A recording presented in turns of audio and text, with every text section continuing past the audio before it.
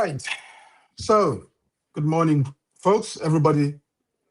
And it's been a big year for African football. And the gentleman who is here has been a big part of that revolution. I wouldn't say a big year, a big last few years for African football. So, but most especially the last couple of weeks, last couple of months, and so on, have had a lot of drama, some interesting stuff going on. And so, my special guest today is the man who has all of the inner details of everything that's been going on, the successes, the big things, some of the things that we think are not so good things, which he will disagree with, of course, I know. So, and he's not shy to engage, which is what I like about him. So, ladies and gentlemen, boys and girls, friends and foes, I give you CAF's head of TV and communications, Lux September. Lux, you're welcome.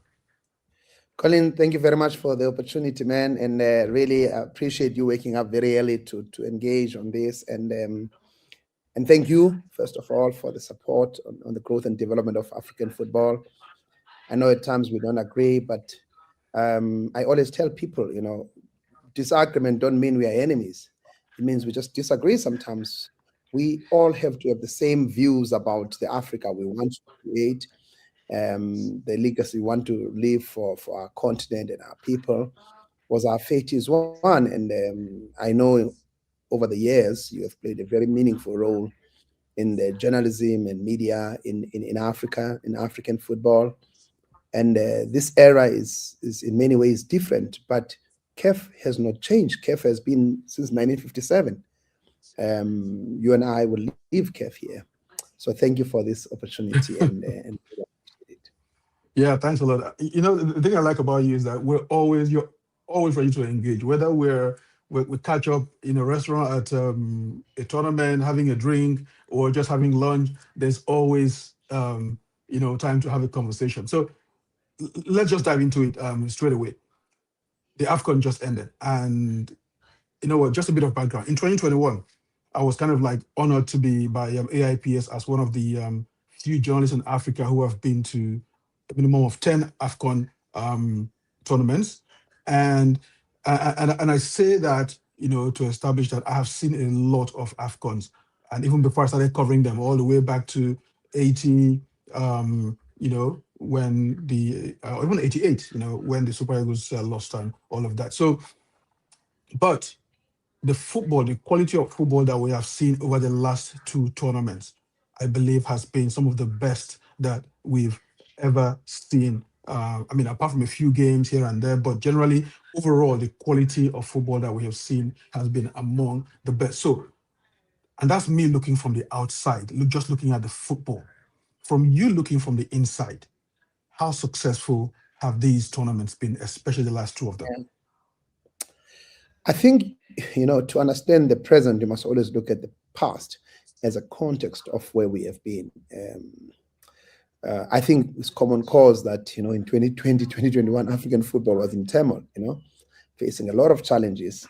And the challenges were not only financial, the challenges were about reputation.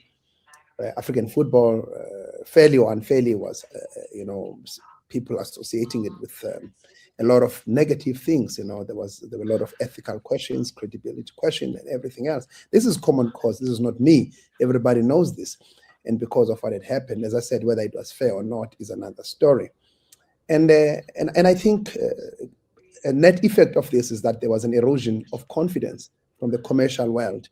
And the sponsors were withdrawing, wanting to associate themselves with a brand which had all this negativity, the negative energy around it, uncertainty about the future, unsettled leadership question, and a lot of other pending issues. If you remember, there was an integrity report and all those other things that were hanging in the air from a lot of what has happened in African football. In short, African football was facing its toughest moments in 2020, 2021 because of what had happened that you are aware of.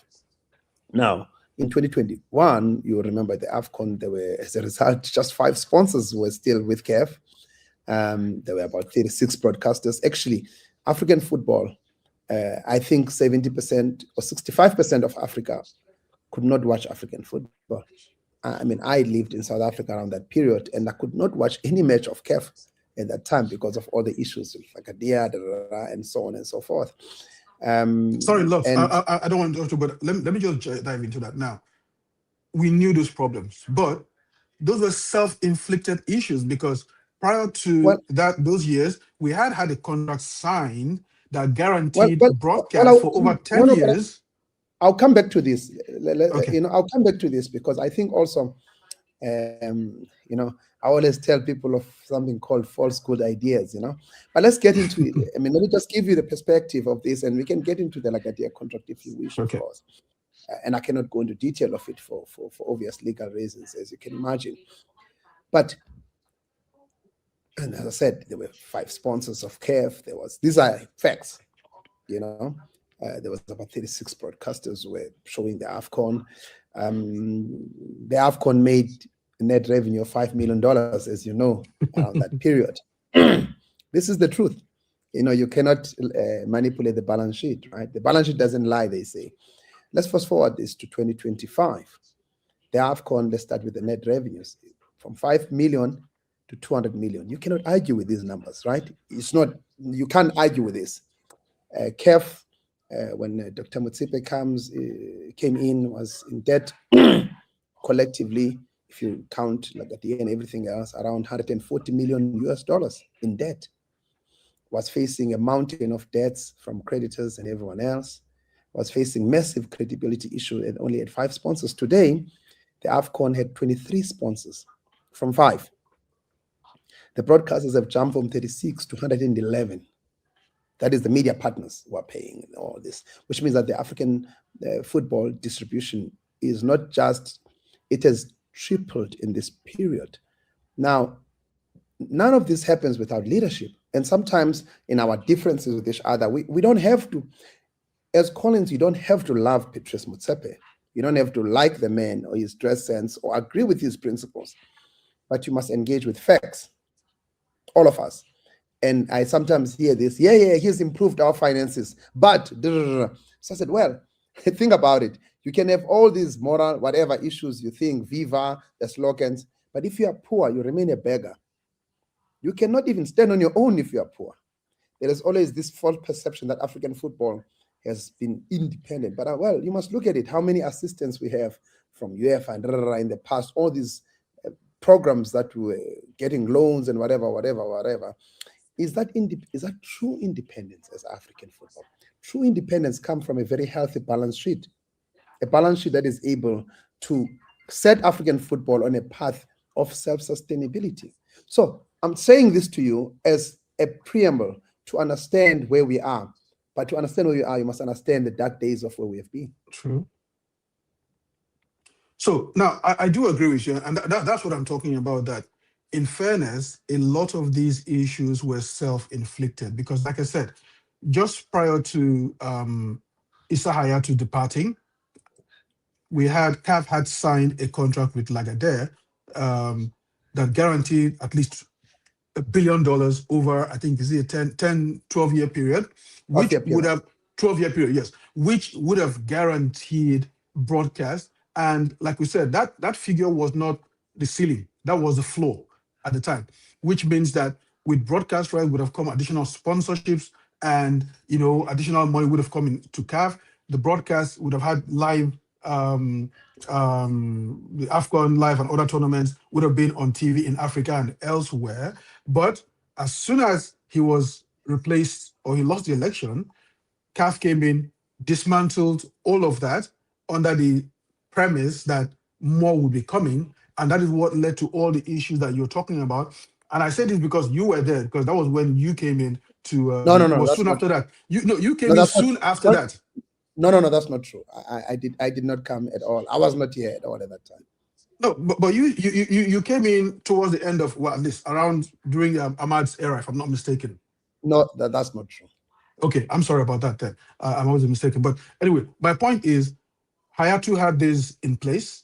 I And arrived. then, I arrived 2 weeks, 2.5 weeks before Dr. Motsepe joined CAF.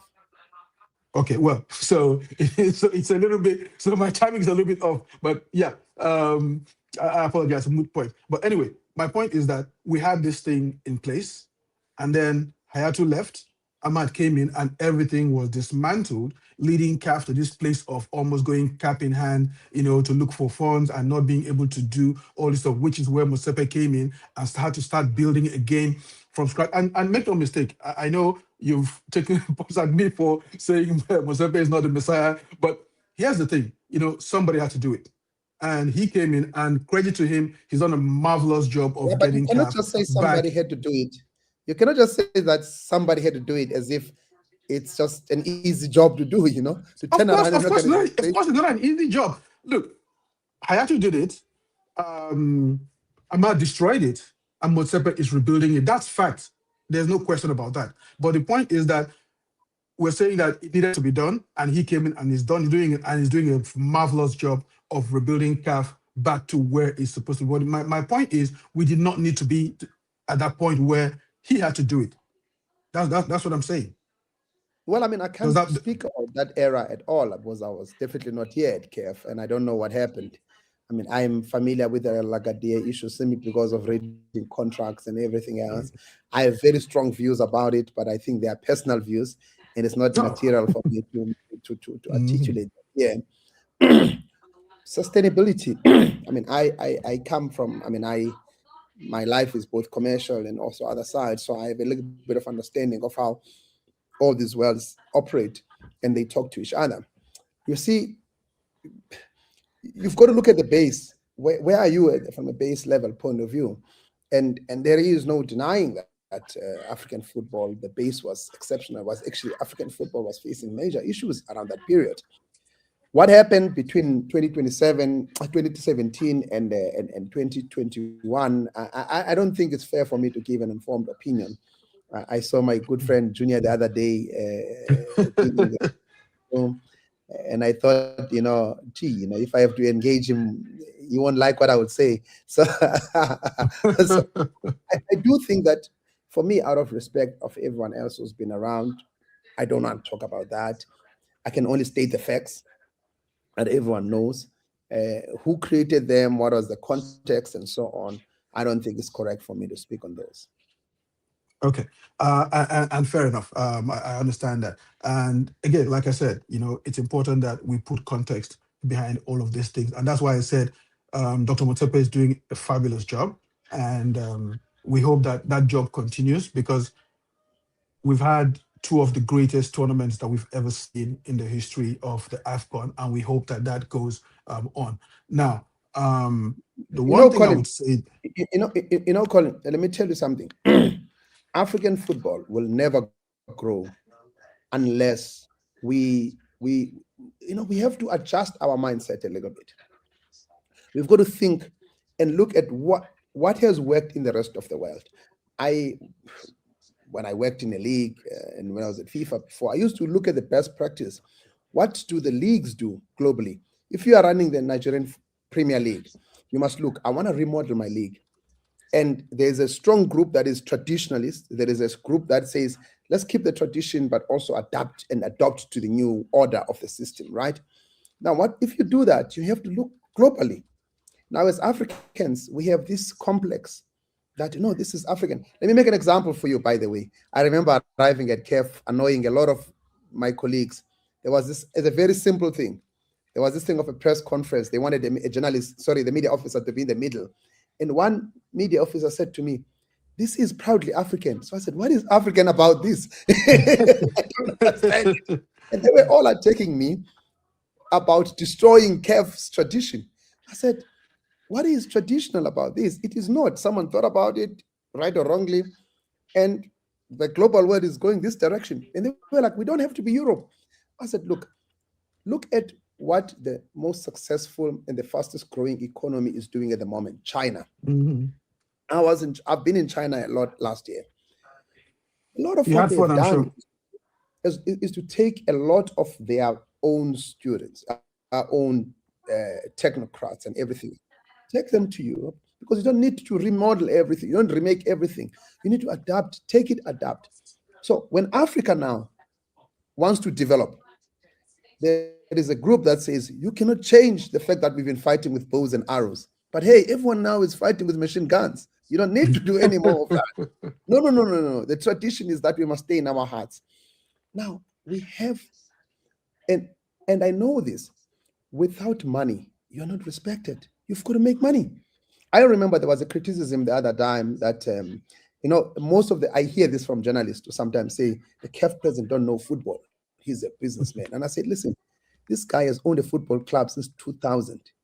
Some of you were in Naples at that time. Do you think a man who owns a football club for 27 years doesn't know football? Mhm. And I hear guys who've been. I said, look, if a man is investing his money for 27 years in a product, do you think he's that stupid? By the way, he's one of the richest people in this continent. Do you really think he doesn't understand what he's doing? And you, having been a journalist for 4 years or for 5 years, you know football more than him. You know what I mean? But I want to leave those things aside and look at the future Mhm. of African football. You live in America right now, right? Because Mhm. both from an opportunity point of view, um, in my country where I was born, in South Africa, between 2006 and 2010, there was a slogan and the thinking of guys, let's rebuild our own sport so that none of you guys leave the country. There was this thinking. Now, I sometimes hear there is always a debate of the players in South Africa don't want to leave. It's true and not true because the league took a decision that we want to keep our best administrators, we want to keep our best players. To do this, let's develop the product. Let's make it commercially strong so that I don't have to go to America. I don't have to go to Britain. Of course, if I want to go to Britain because I love for whatever, I want to wear the jersey Mhm. of this, whatever, I want to work for Man United or whatever it is. It's a different story. We have to build our institutions so that at CAF we can attract the best people. What we do now is that we spend all the time arguing about stupid things. I mean, you belong in these WhatsApp groups whereby from 6 a.m. to 12 midnight, they're talking politics every day. I say to them, guys, what about rebuilding our structures? Because once the football in this continent is strong, you are also going to get stronger because there is a commercial value from being a journalist. You move from earning, I don't know how much, to earning so much because the football is making more money, is Mhm. attracting more investment. This is the net effect of what we should be thinking about.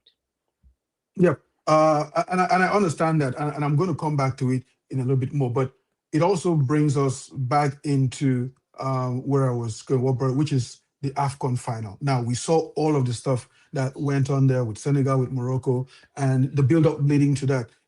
Senegal complaining about, based on maybe what they've seen happen with other countries, the lopsided, so to speak, calls that were made, that appear to be made in favor of Morocco, leading up to the semi-final against Nigeria, where we had a lot of grouses against the Ghanaian referee, which I don't want to get into. But Senegal, in coming into that, their arrival, they documented it where they were like in a whole midst of people. You're talking about a national team going to play a final, and they're arriving, I don't know, was commercial right there and mixing with a whole crowd of people, being made to train in the same venue where they feel that, they cannot have any kind of privacy. And then leading all into that, the whole tower gate, calls, penalty, goal disallowed, and so on and so forth. And then they go out of field. Now, CAF has sort of, you know, litigated all that in the disciplinary board and come up with sanctions. Senegal have said, okay, we'll accept the sanctions. Morocco says, no, we're not accepting it, and they're going to CAS. What do you make of all that? And do you think that, the CAF decisions were the correct decisions, and Morocco are just being petulant? I think everyone has got a right to appeal or not to appeal. There's a legal recourse for everybody else. You are free to do what you want to do. What I do know that is that the CAF of today is committed to fairness, to lawfulness, and to procedural adherence to procedural and ethical values. This is what I know for a fact, and none of these principles can be challenged successfully by any of them and anyone else. I mean, the funny thing is that today we're supporting this one, tomorrow we're not supporting this one, and you've got to look at who's leading CAF. We have an era whereby, I mean, there was a stereotype always that the African administrators are bought and controlled because they're given monies and whatever it is. CAF right now is a president cannot be bought. Impossible. By who? By how much?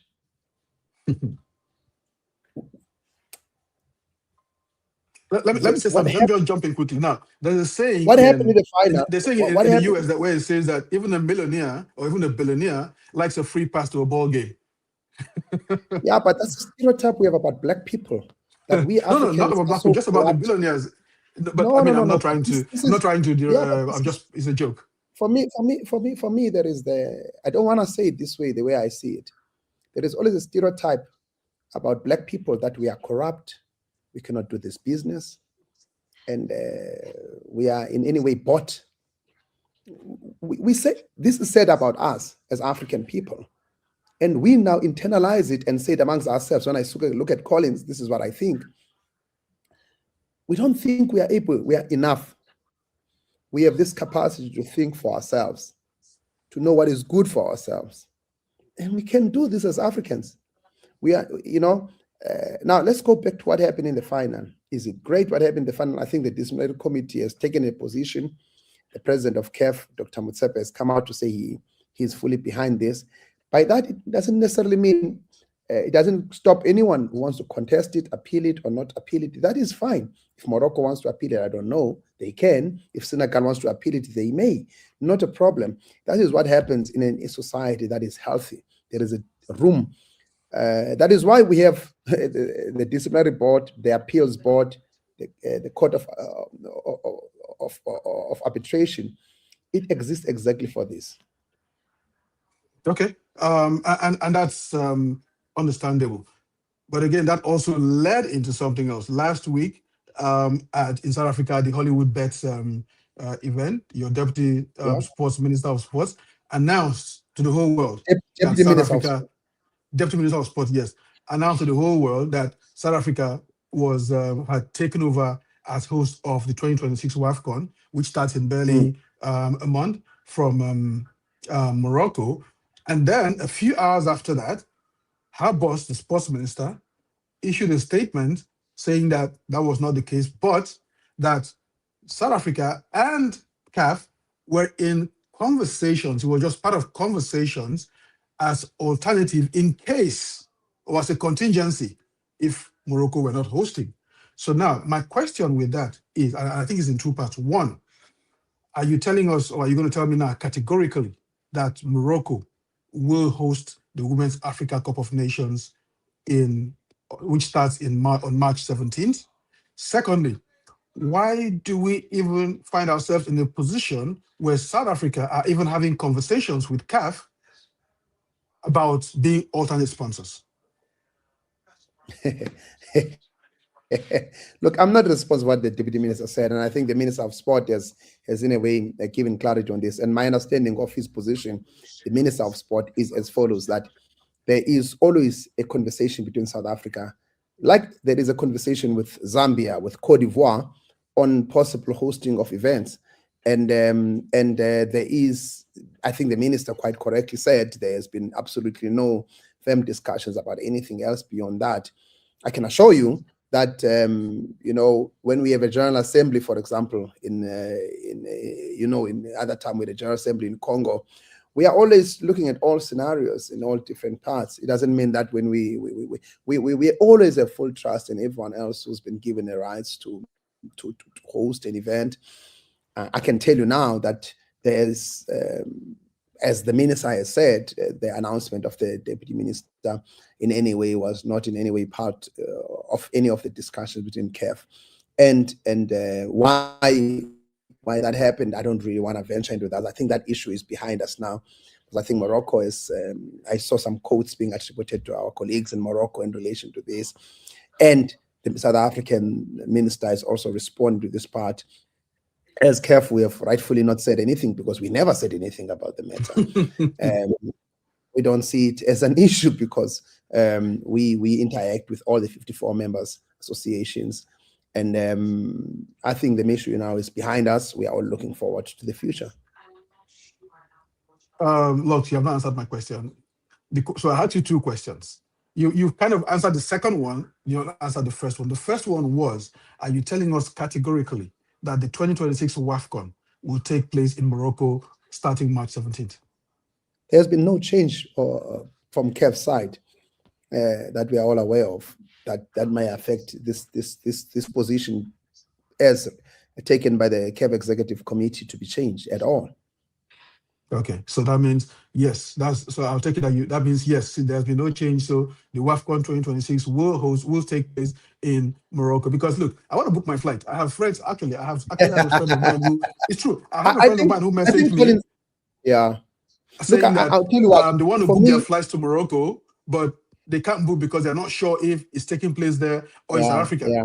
You know, Look, I'll tell you so what. It also shows the fact that our competitions are very much interesting globally now, and whenever something happens like this, tomorrow maybe there might be another person from Botswana who makes a comment, and it just becomes spreads like wildfire. I think we must always ensure that whenever there is a change, if there is one, careful always communicating these things. And as far as I know now, there has been absolutely no change to the positions that have as agreed and adopted by the CAF executive committee. okay, and so now that's the first one answer. So the second one, and the reason why I asked you, I know we had this conversation before, is I'll read you the second paragraph of the statement that was issued by the Minister of Sport in South Africa. It said South Africa has expressed its willingness to support the Confederation of African Football if required, should alternative hosting arrangements for the 2026 WAFCON become necessary. Now, it says these engagements form part of ongoing discussions initiated by CAF as it considers various contingencies in line with the Confederation's responsible stewardship of the continental game. Now, the reason why I ask this question is this. Morocco has been hosting African tournaments for the last, what, 6, 7 years consistently. Apart from in 2020, where they pulled out, not 2020, before when they pulled out of hosting the AFCON because of Ebola. Since then, when Morocco came back, they've been hosting tournaments, all tournaments, consistently up until now. And there has been no reason for them to say, hey, look, you know what?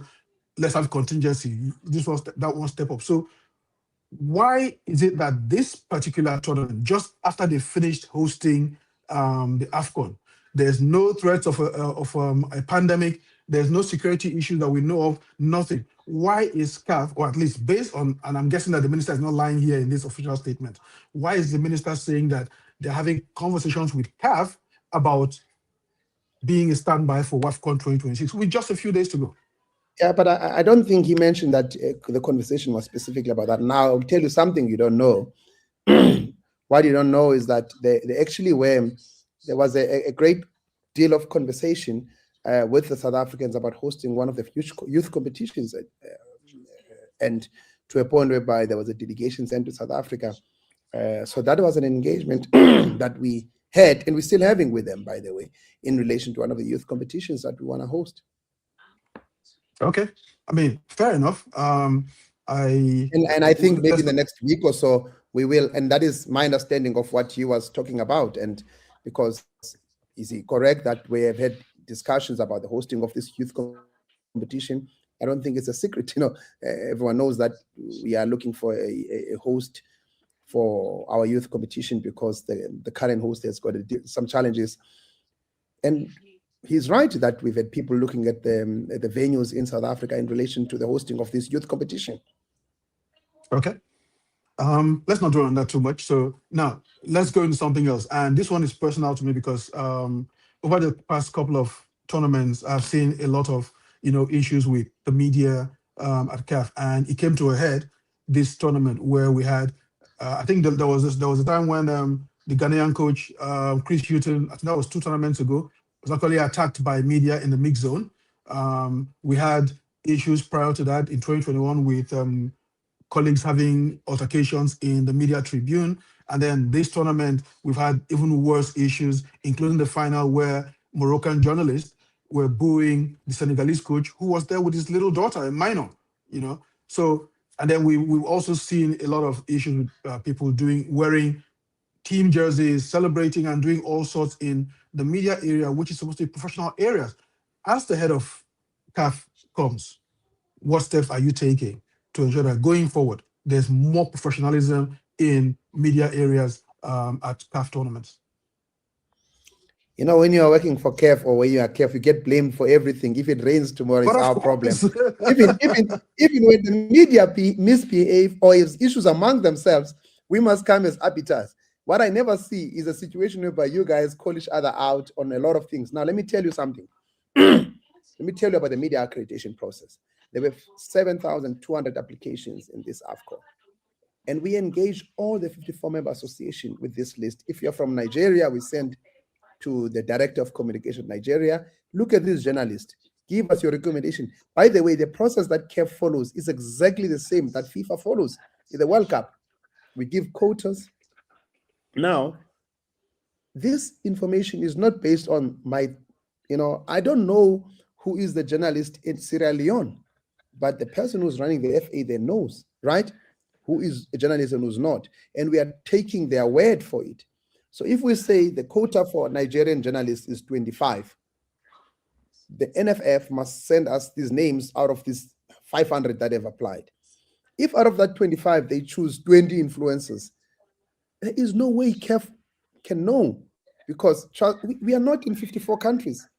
We work with the federations again. It's not a CAF only process. FIFA uses exactly the same process. I spent my other years, my early years in this job at FIFA, so I know what I'm talking Mhm. about. It's exactly copy and paste of the same process. Now, the issue of whether the media, the behavior of the media, of course, we don't like it. We speak about it. By the way, a lot of media people lost their accreditation there during this competition. If you remember, Colin, in the past, you covered many AFCONs. You will get your media accreditation on the day of the kickoff of the event sometimes. Mhm. Now, 1 month before the competition, you have your accreditation letter that says you are approved. Why? Because we opened the accreditation system in July. Health competition is in December. And it ran for 2.5 months. And we still worked with the federations. We work with the federations for these things. There is, in my opinion, there is absolutely no other way because you, as Collins, you know the journalists around your space if you are from Zambia. But Kev, me as a director there, I don't know all the journalists in Zambia. It's not possible for me, but I trust the Football Association of Zambia to be able to know who is a journalist there, who is not. In any case, the media accreditation period, you've got to be in the media channel, and there is a little bit of a longer process. Now, the behavior of media guys in the media tribune, we work a lot with the AIPS and a lot of these journalist organizations. And I go to a lot of their events. And I was talking to the president, Abdullah Tiam, the other day, and I said, listen, Abdullah, I don't hear you guys addressing these things amongst yourselves because when it comes from CAF, it's this draconian thing. By the way, the issue of wearing off jerseys is not an African thing. I was at the FIFA World Cup. I saw the South American guys, most of them, when they go to these games, they wear their national team jerseys. I see some of the guys, of course, in the Western world, doesn't happen a lot. Should it be happening? I think there's a conversation. Even now, I'm supposed to be IPS to engage with them on these issues. And I say to them always, to my dear brother Abdullah, I said, listen, forget the political issues in football. Let's focus on how we can deal with these issues. By the way, whenever we have, when before the AFCON, we had 3 meetings with AIPS, including with the president of AIPS, Gianni Mello, whereby we took them through the entire process. I don't think that level of consultation has ever happened before. Now, what are we supposed to do, Colin? Are we supposed to be the police of journalists and their bad manners? I mean, if there is a press conference and there are guys who are cheering, what are we supposed to do? Is it correct? It should not be happening. But you guys, you can't Mhm. abdicate yourself that responsibility. You're a senior journalist. What are you doing? What is your role? I'm not attacking you as a person. I'm just saying No, the no, role I of understand that. Mhm. what is the role of senior guys to say, Kev, here's what you should be doing. Because remember, also when we take, I remember the other time we confiscated some accreditation, and the media guys were too angry with us. They were filming and doing other things. Now, Kev can be the police of media. The media organizations have to do this. We have to work together for this. I don't understand when people blame Kev for the bad behavior of journalists. What are we supposed to do? Well, Because if we had stopped that press so here's the conference, thing. Look, if you we had said stopped that press conference, which we were mhm, tempted to, what about the other journalists who were well behaved? Should it happen, the behavior? Of course, it should not happen, Colin. mhm. Here's my point. You can't be the police of the journalists, but you can be the police of your competition. And Correct. by saying that, what I mean is why you cannot police how somebody decides to act if they want to act stupidly. You can make sure they don't damage the integrity of your competition. Yes, And you are right. my point with that being that if somebody, I mean, is let's say in the case of where somebody tosses something at a coach, Chris Hughton, for instance, that journalist should have had his accreditation withdrawn instantly. The case of the Moroccan journalists booing the Senegalese coach, all of them as a group, once you identify them, there are cameras in those halls, withdraw their accreditations. The same thing with people who go to the media tribune and misbehave. Once people know that if they don't have a proper sense of decorum, in behaving, they get a first warning. You give them a two-strike rule. You get one the first time, the second time, or at least for an egregious, what's an egregious behavior, you get your credential withdrawn. People are going to behave. And as far as I'm concerned, that is on CAF. The AIPS, not everybody is registered with AI. I mean, for me, I know my AIPS registered lapsed a long time ago, so, and I haven't had, yeah, I'm just saying. So not everybody is a member Correct. or at least a current member of the AIPS. So there's also very little the AIPS can do, in terms of policing individual behaviors because they're not always going to be there. So it should be on CAF. You have stewards at every game. So those you have stewards manning those media areas, checking credentials to get people in there. So if somebody's misbehaving, it becomes the responsibility of those stewards to make sure that person's credential is cancelled and they cannot get into the next game. Once people understand that's going to happen, they're going to stop doing it. But if CAF just sits around and says, "Hey, let's throw our hands up in the air. There's nothing we can do. We can't police people," then this behavior No, is going but to continue. I honestly think it's not a matter of us throwing our hands in the air at all. For actually, to the contrary, I think we actually, as I say, in this competition alone, there were more than, I think, 100 journalists who lost their accreditations, whose accreditation where we were suspended for a number of reasons, of course. Um, of course, that kind of conduct has no place, Collins. We agree it should not be happening. But I think we should work together, but also because the African media landscape is so fragmented. That's the reason we deal with IPS, not because I like the people at IPS, but it's because I always say, who do I deal with? I can't deal with 20,000 media. It's not possible for me to call a meeting with 20,000 people.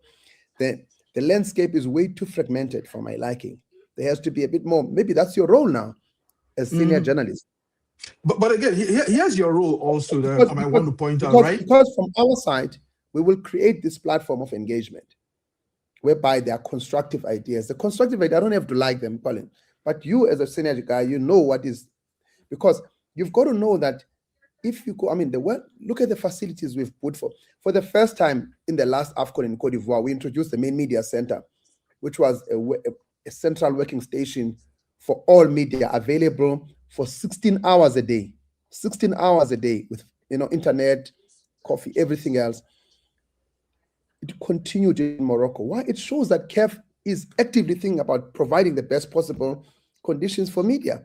But I'm sorry, I don't accept when people say, but these guys are behaving badly than the media. It's your fault as CAF. I'm sorry, Collins, you and I disagree on this, Like I said, police your tournament. I mean, you No, cannot for police sure. individuals or police your tournament. But anyway, here's something somebody said. I just pulled up. Says talking about WAFCON, Morocco is requesting a postponement. Is that not an indication that they won't be hosting, knowing that the date is FIFA sanctioned? I don't know about this. I don't know about this. Okay. This one, no, I don't think this. Okay, so this person says, "Good morning. Why is it not convenient for CAF to give out approved or rejected responses at least 10 weeks before the tournament to enable adequate preparation for My journalists?" goodness me, we do it 4 weeks and still no people complain. It Yeah. used to be 1 day before the company. Hybrid says, "You Colin, know what I we cannot realized? win. You know what? Yeah, We cannot I know, win of on course this. not. It says We the cannot win negative on this. narrative created about Let me tell you, Morocco. there Okay. was a request for us to do this 3 weeks ahead of the competition. We're doing it 4 weeks before the competition. Still people complain. I don't understand. This gentleman says, you know what I realized? The negative narrative created about Morocco was a sinister plot to prevent Morocco from hosting the World Cup final. They wanted to go to Spain. That one was clear. Okay. I'm not going to go into conspiracy theories. So, because I don't know about that. But anyway, so yeah. Let me jump to something else now. We saw our good friend Osasu raise an issue about the position of the CAF General Secretary, Veron Musengo Omba, and it says under the regulations that, first of all, his tenure should have expired 3 years ago. It was extended by the president as is his right to do, but that extension should have expired in October of last year. But the General Secretary is still, acting, which could jeopardize anything he signs or does on behalf of CAF because he's not legally allowed to be there. So, I mean, how do you respond to that? My dear brother Osaso, I know he's been writing on what happened in that press Well, conference he's for a quoting number the of days. regulations, unless you're telling me the regulations are wrong. He's been writing on what happened in that press conference exchange, and sometimes Well, people actually, think I'm going to come to that. people think. Listen, at CAF we don't have enemies, eh? Oh no, we do have enemies, but we don't have anyone we perceive as our enemy. And Osasu is certainly not one of them. He raised something. When you and I are having a conversation now, and you asking a question, I shut up, and I answer. You owe me the courtesy to not to. If you start interjecting me every time I speak, there's a sense of you don't respect me. You want to only hear your opinion only, right? I don't think this is correct in any situation. And anyway, moving to the issue of the general secretary, actually of the regulations, I heard the other day the journalist from the Guardian say to me, "No, I heard from Osasu that the decision taken by the EXCO was illegal of the moving of AFCON from 2 years to 4 years, from 2 years to 4 years, because the regulation and statute say this." And I laughed because it was such a lousy thinking and very lazy thinking around what actually the statutes say. So I gladly referred to the med. You've got to understand something. The CAF of today is exceptionally, the CAF of today is bound by following what is the best practice, adhering to the regulations of CAF, adhering to the regulations of FIFA. The president of CAF is a lawyer, he's a trained lawyer who practiced for many years, and before you ventured full time into business. So the legal chairperson of the legal committee is a lawyer. The deputy, which is Augustine Senghor, Mr. Senghor, President Senghor, the deputy of the legal committee, Elvis Chetty, is a lawyer. Now you've got a room full of a lot of these lawyers. Do you really think they're going to go out of their way to all of them mislead each other to a point whereby there will be someone else who is going out of their way to violate the statutes of CAF? Of course, that's not true. But I don't want to entertain, because every week, as I say, my dear brother Osasu comes up with a new thing, and there is always a very exclusive reading of what the statutes say of CAF. I just made an example to you now about the 2 years versus the 4 years, whereby the Guardian embarrassingly ran with this story of there was a breach of statutes. And it took me just getting a phone call and say, but go, have you read that article, what it says? Oh, okay, maybe I didn't read it that way, but this is what I was told by Osasu. So I laughed. understand that. So I guess my question to you is, because I'm looking at, if I'm looking at the regulation, which is what it says here. 130 says the retirement age of employees shall be 63 years old. Upon reaching the retirement age, the president or the secretary may extend the employee's employment for a maximum period of 3 years. Now, that extension was done 3 years ago, and it expired um, in October. So the question then becomes, is there a different regulation that we're not seeing here in this CAF employment regulation that allows Veron to stay longer than he's supposed to Yeah, stay? but I think, I mean, this thing of the obsession that sometimes they have with Veron, whether he should be in the job or not, should come to an end, Colin. The EXCO, the president of CAF is Veron's boss, and of course the EXCO as well is Veron's boss. And they are meeting, by the way, on the 13th next week in Tanzania. They can debate this if they wish about I mean, myself as one of the directors, I'm subjected to exactly the same problem. This obsession I read in the WhatsApp group, the bosses of Veron, all 23 of them, are going to meet next week, and they can Okay. debate this and come up with a position. They are at liberty to do this, and I'm not aware of this debate having been raised at EXCO. Mhm. So hypothetically, and this is not about Veron. This is we're talking about CAF personnel rules now. Hypothetically, whether it's Veron or anybody else who was general secretary, if this has happened now, let's assume that they get into these conversations, they look at the employment regulations, and they find that yes, there's been a violation, right? What does that do to all of the decisions and the signatures that Veron has done No, in this period, when he wasn't supposed to have been there?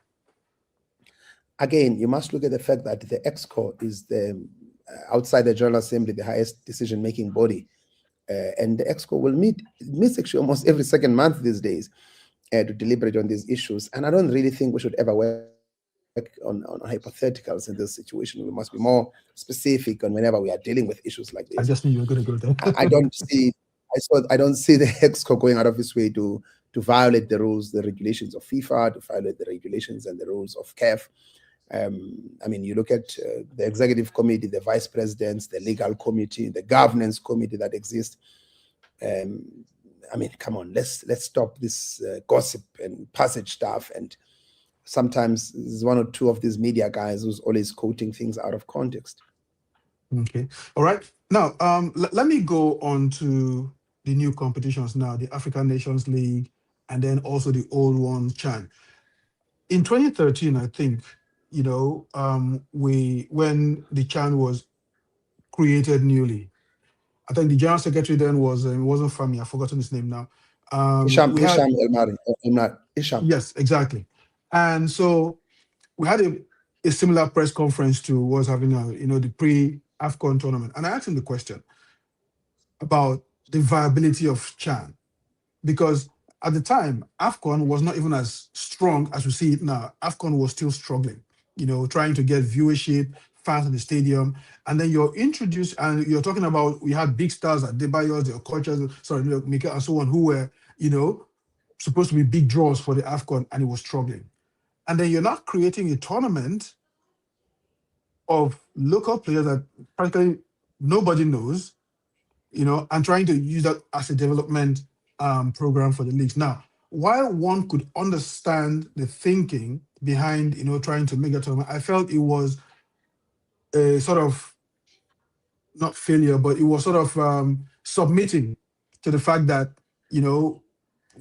we don't get enough local players into the AFCON, so we want to now create a separate one for them. And I asked a question: how viable is this? And why do we need this? And I remember when he was mad, he was upset. I mean, I think he took it personally. Like, why was I questioning? Yeah, he had a go at me. That why are we questioning the decision to help local players in Africa? And over the years, and Dr. Mosepe said it, China has struggled. It's clear, and now it's been dumped for the African Nations League. As the chorus of that, Dr. Mosepe came and said we're going to have the African Super League with $20 million investment and so on and so forth. That has also failed. Now, with those two as the background, what is the guarantee that we have that this African Nations League is going to succeed, and not run into the same issues that we had with these other ones? I mean, to be fair to Hisham and the people in 2013, you've got to understand that in every situation, every leadership is required to make decisions based on what they think is in the best interest at that time, hopefully. And I'm certain that Isham and the President Hayatu and others made that decision, of course, with only good intentions of what Chen was going to do or any other competition for that matter. In life, Colin, and just as much as in business and everything else, you will try 10 things. Not all 10 will succeed. And maybe, in this era of 5 years of Dr. Motsepe, he's tried many things, and some of them have not necessarily succeeded. But then the ones that have succeeded big time. We can choose to focus on the failures, or we can choose to focus on success. It doesn't mean we must ignore the failures. We can talk about the failures, but the failures don't define an era which has had a lot of ups. In my personal life, I have many decisions that I've made. Some are bad. I remember also professionally, for example, when I arrived at CAF, there was a strategy that CAF must move towards a broadcast, a streaming, OTT and all. This was a strategy. I just completely disagreed with it. Were they wrong? It was they made a decision what they thought was supposed to be. They thought the world is moving digital, everyone was going to OTT and whatever in 2021, but it didn't make sense to me. My thinking around that was that let's change the distribution strategy. Let's create, let's go and rebuild the free-to-airs, and our business model must be rooted on free-to-airs and strong distribution network, stronger production. The OTT will still keep it, but it's not the priority. It's the 15%, and the 85% must be consumption of free-to-air and paid TV. I'm making this analogy to show you that every leader makes decision what they think. It could have backfired my strategy from TV, but fortunately it has worked both from a product point of view and also commercially. Because today, one of the big backbones of African football is a strong distribution and free-to-air. Now, I sound like a genius now, 5 years later, but it's a taken, right? I took, which could have been wrong, by the way, right? So I have, however, made other decisions that I think, I shouldn't have made that decision. It's part of leadership. I think we should actually tolerate leaders who try and fail than those who just sit in idle and keep the status quo. We elect leaders, Colin, the reason we elect leaders is so that they can, otherwise we'll keep the same person for life if we want the same thing. We elect different administration and different leaders because we think they can add something different. You bring a person with a business background because you know that commercially you're struggling or whatever it is. There is no guarantees in life. The only guarantee is birth, taxes, and death. So that is the only thing that is guaranteed. Okay, fair enough. And speaking of which, I guess now one of the things that I have had an issue with, because as someone who has interviewed Hayatu, interviewed Ahmad, and also interviewed a lot of administrators in Africa, the one thing in 5 years of, at least the one thing that I've picked up is that in 5 years of being at CAF, Dr. Mosepe has not done any whether it's one-on-one interviews or at least sat down with a group of journalists and said, okay, look, let me give a stewardship, an account of my stewardship. Because look, as media, our responsibility is to hold leadership to account, and ask them questions. But the one thing we have not had is Mosepe actually sitting down with journalists and saying, hey, look, okay, let's talk. And I know Hayatu had his issues, and I chased him for months and months, in fact, years. But finally, we had a sit down, and maybe I should say that I think I was the last person to actually interview him before, God rest his soul, he passed. And I also spoke about, so when are we going to see, first of all, why does Dr. Mosepe not want to have a sit down with at least a few journalists and take questions? And then secondly, when are we going to see him do that? Yeah, but all these are factually incorrect. Dr. Motsepe has done many one-on-ones, by the way, many one-on-ones. I haven't seen maybe I'm happy to send you the pictures as evidence after this interview. several media houses, maybe not with the people that you think you should be having media, except you don't regard those people as journalists. The other part is, as he had a round table, 100%, he actually had a round table in Cameroon, and we have had a round table the other time in South Africa. We had a round table in Cote d'Ivoire with about 6 guys. Again, the question is, who is there? I mean, there are over 4,000 media that is in that tournament. They can't all get an invite. So maybe the one who's not there will be like, I'm not there. Actually, let me tell you, as a matter of fact, as last week, he was having a one-on-one with Bloomberg about CAF. Before that, he was having one with SuperSport. He had an interview. Ask Asha Komungisha, except she's not a journalist, according to you guys. No, I'm just giving you examples. He was. Asha is a Moroccan, so we don't consider her. We don't consider her. Anyway, she's going to see this. So Asha, you're not. We don't consider you as serious also because you're Moroccan. Down with Carol, is it a Carol Shabalala? Except you don't consider as a journalist. Is it a sit down with France 24? Except you can't consider, and I can go on and on and on, right? About the people. Actually, when we were in Tanzania, there was a one-on-one with the guys at Azam Media. I can go on and on and on, Colin. So it's not factually correct what you're saying. The second part is, accountability. I don't think there's ever been a CAF president who's held more press conferences. And in the press conference, there is no topic that is off the table, by the way. He spends over an hour. Sometimes I say to him, hey, I'm tired, we need to go. He's like, no, we carry on. Every question is answered. Maybe you don't like the answers, but every question is not off the table. In my experience, at a distance, we haven't had that. Okay. I'll consider, because I think my friend Celestine just said, yeah, she remembers the one that he had in Cameroon with journalists. So that's I'll take that. That was my but yes, personally, I definitely would like to have a sit down with Motsepe, whether it's alone or with. Since it's not you, don't say the whole world, because there are 7 billion people outside, Colin. No. I agree. I'm just saying that personally, I would like to have, a sit down with some of the questions that I've posed to you and a few others. I definitely would like to also pose to him. And I don't mind if it's whether it's virtual or physical. Hopefully, maybe at the WAFCON in Morocco. But I definitely would like to have that. Let's have that conversation. I think you also waited quite a bit for President Hayatu. So let's see. I did. I did not have to wait for Ahmad, though. Ahmad, I think I was his first. So I have a question here from Charles. We're almost at an hour, so I don't want to keep you longer than this. He asked, is CAF run by Infantino? I like that question, by the way. Yes, I was going to ask you that, but since he has pulled it up, let me pull it up. So go ahead. Is CAF run by Infantino, as is rumored?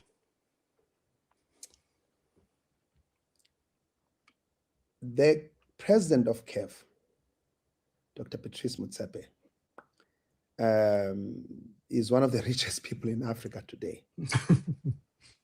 and globally. The president of CAF has in his phone some of the heads of states from so many different parts of the world. The president of CAF, before football, had a name for himself in business. He was the president of BRICS Business. He has been served in so many global institutions, has served football for 25 years before CAF. He doesn't take a salary at CAF. CAF doesn't pay for his travel. CAF don't pay for his accommodation. Who can buy him? Who can buy him? Tell me. Or is it this stereotype whenever you see a Western person next to an African? Even if tomorrow you see a Dangote there, you will think the guy who's Western next to him is the one who actually does things. We must have more confidence in ourselves as African people. Because maybe tomorrow you'll see a Dangote there and you'll say others, but maybe it's not him, it's the other white guy who's next to him. I think we must have more confidence in ourselves as African people. Let's get rid of this inferiority complex that whenever there is a setting of the African and the Western person, the person automatically who should be running things with brain is the Western person. The president of CAF has a very good relationship with President Infantino. He has a very good relationship with the president of UEFA, President Seferin. He's got a very good relationship with the president of CONMEBOL, President Alejandro. He's got a very good relationship with the president of CONCACAF. He's got a good relationship with the president of AFC. What do you think a Patrice Motsepe needs from any of these men materially?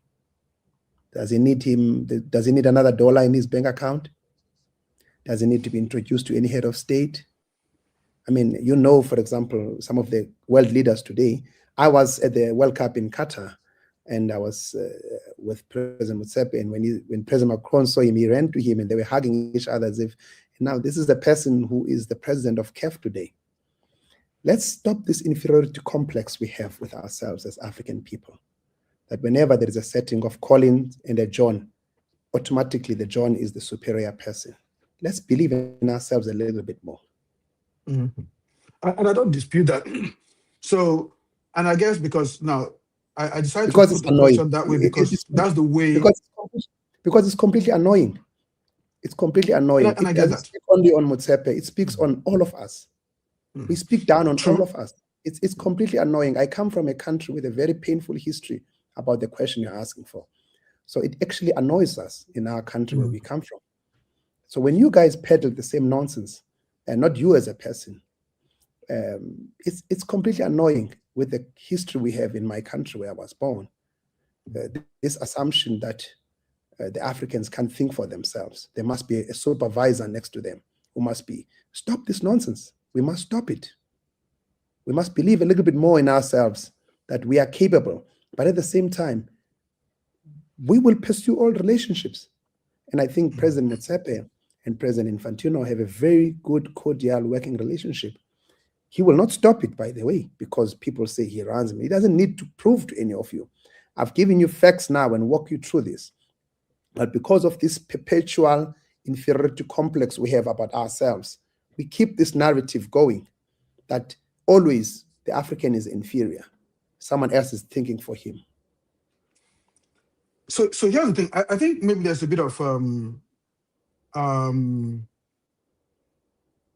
maybe a false equivalent, sort of not a false equivalent. But now the reason why a question like that would come out is not, again, Motsepe for himself, but in the sense that some of the decisions that have been taken by CAF over the last few years, and even up until recently, have probably are positions that FIFA and UEFA have always wanted the CAF to take, like moving the AFCON to a 4-year cycle. There's many people, and myself included, who do not support the move of the AFCON to a 4-year cycle. Now, we all know that this is what Europe has been asking for a long time. Europe have been asking for the AFCON to move to the summer months for a long time. Europe have been asking to get more extended time, or reduced time for players to report to AFCON. This current AFCON, FIFA only gave 1 week for players to get to the tournament. There was talk of moving the AFCON to. Can I ask you something, Colin? Go Can ahead. you give me at least 3 reasons, 3 instances? Forget this one. We'll come to the 4-year and the 2-year one. Where 3 instances whereby FIFA or Europe has told CAF what to do. Just 3 in the 5 years.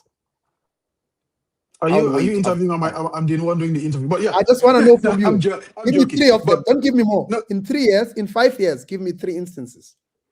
I'll wait. So I'm not quite sure where we're going with that. But first of all, like I said, FIFA has always said that they want the AFCON to move to 4 years. European clubs. Forget the 4 years. We'll deal with the 4 years in a minute. Mm-hmm. Forget the 4 years and the 2-year debate.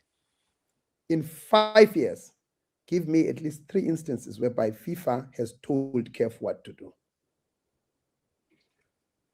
So here's the thing, Lux, I can't give you any example of FIFA actually coming out or UEFA coming to tell CAF, you must do this. Because whether it's in the last 5 years or in the last 57 years of CAF, nobody's going to come out and say FIFA will come and tell CAF, do this. First of all, because in many ways, as FIFA is a confederation of, or it's a federation of confederations, which means that, FIFA cannot tell a confederation what to do.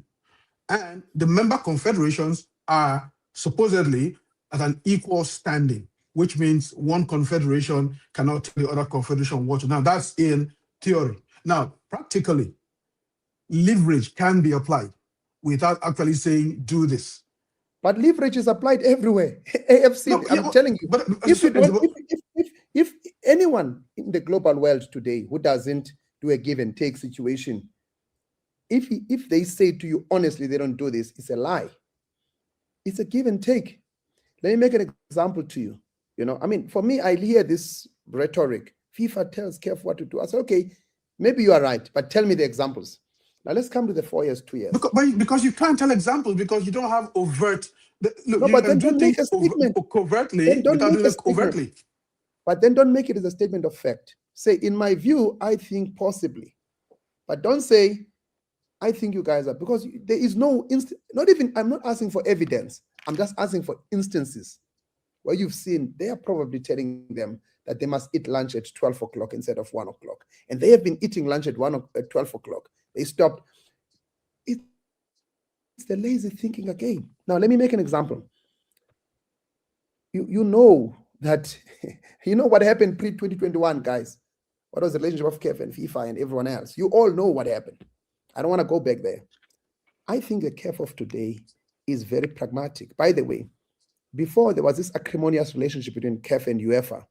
It's not there anymore, whereby they will be issuing of statements. I don't think it was good for business. If you guys liked that, that was a sign of independence. We disagree completely on how we should do business. There was a acrimonious relationship between CAF and ACA and ECA, European Club Association, whereby every AFCON they will be issuing statements. You know what I mean? If that is the type of independence people want, I'm not for it. I don't think this is what drives. I think in a global community, and I think all of them, President Nasser from ECA, President Seferin from UEFA, President Infantino, they all know the views of CAF in every way. Let's take the issue of AFCON, for example, let's go back to the AFCON. Why was AFCON played in December and January, for example? And people were like, yeah, but that was example of FIFA telling CAF what to do. I say, guys, there was a Club World Cup whereby the whole world was playing. It was not only Africa. By the way, the player release window for the Qatar World Cup was 5 days. 5 days. 1, 2, 3, 4, 5. 5 days with the European clubs. 5 days. The player release window for AFCON was 7 days. Now, was UEFA and everyone, was FIFA scared of UEFA or anyone else? Why didn't you guys make the same allegation then? Why only in Africa? Well, people complained. Yeah, but I don't remember anyone saying UEFA runs FIFA. It's because the Africans are not there. Yeah, but part of the reason why this happened is, for instance, the one we're talking about with the Lagardère deal, that was under FIFA's direction when Infantino first came. I don't want to talk about that. I wasn't here. We were not here at that time. So I don't know what happened. My point to you is this. You pointed to me, the players were released late. I just showed you that UEFA released players for the World Cup, FIFA, 5 days. What was the situation there, Mr. Udo? I'm showing you that all these instances people talking about, the AFCON issue, it was impossible for FIFA, for CAF to play same time as the Club World Cup. It's actually against our own interest to grow our products to compete with the Club World Cup. You can argue that we can do it, Now, let me come back to the last, because I don't want to, as I say, this question, it annoys me as a South African, not as even a CAF person, because the history of my country, the painful history of listening to the same nonsense my whole life, that we are not adequate, that we need someone to always look after us and babysit us. We repeat this narrative as Africans, even when there is no evidence to it, to almost give credence that we will never be enough. We are enough as African people, but we need everyone else.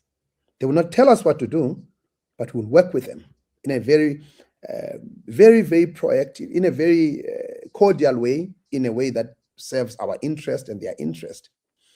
I don't think the man who's running CAF today needs another $5 to be bribed by anyone else. we're not talking about bribe. I mean, let me give you talked about the adversarial relationship between the ECL, but here's the thing. When Hayatu was president, right? All of these things, move the cycle, do this and do that, he put his foot down. And even while he did that, he still maintained relationships with both UEFA, FIFA, and the AFC. I mean, the Meridian Cup tournament was something that was a matter of cooperation between FIFA and sorry between CAF and UEFA. The Afro Asia Cup was actually element from CAF. A cooperation between CAF and UEFA. So even with all, there was still cooperation, and CAF still put his foot down and said, "Hey, look, you know what? We'll keep our AFCON at 2 years it is. We'll keep it in the window where it's supposed to be. And whatever we're doing as CAF, we'll do independently."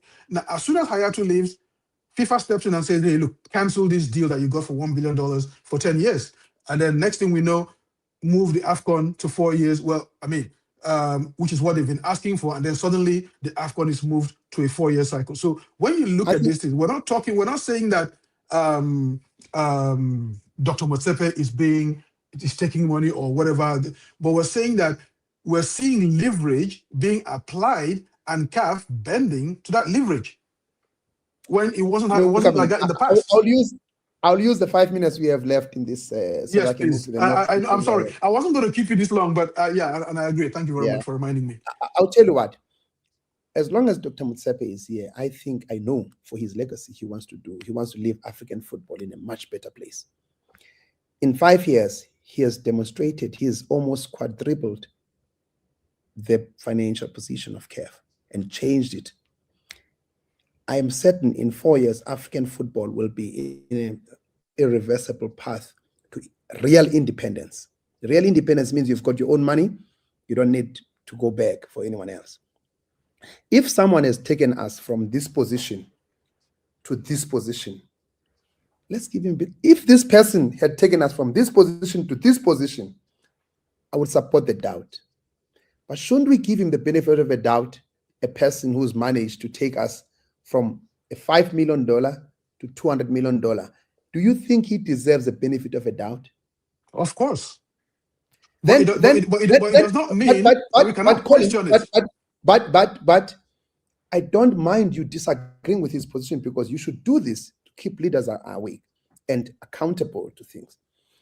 You can disagree with his position without calling him a sellout and say, I don't like this, but hey, I'm not saying you as a person, but hey, since you've taken us from that position to this position, it's like a leader who's moved a country from bankruptcy to maybe stability. When they introduce something which you don't even like, maybe sometimes, but you start thinking, I don't like this guy, what he's doing. But you know what? He or she has done 1, 2, 3 to get us here. I'll still criticize it, but you know what? Let's give him a benefit of a doubt. And I think at the moment, we should give the person who's moved us from a minus position to where we are just the benefit of a doubt that he probably has our interest at heart. Mm-hmm. Yeah, and I agree with you too. Again, I think at the right at the top of this show, I led with that, saying that Dr. Motsepe has done a lot of good things for CAF and deserves credit. But like you said, it doesn't mean that we take everything he does and swallow it hook, line, and sinker. Our 100%. And I think you should responsibility not. exactly is to ask questions and get the answers that we think. And if those answers are not satisfactory, we probe further, and that's what we are. So, and I hope that at some point, like you said, I don't want to chase him for as long as I chase Hayatu, but I hope that we can get a chance to sit down with him and have a clear, open, transparent, and respectful conversation. No, I think that's possible, Collins. I mean, you and I are having a conversation here. We don't agree on everything, but it's cordial, it's brotherly, and I think we both share the same love and commitment for our motherland, which is Africa. I'll tell you what, before is my parting shot.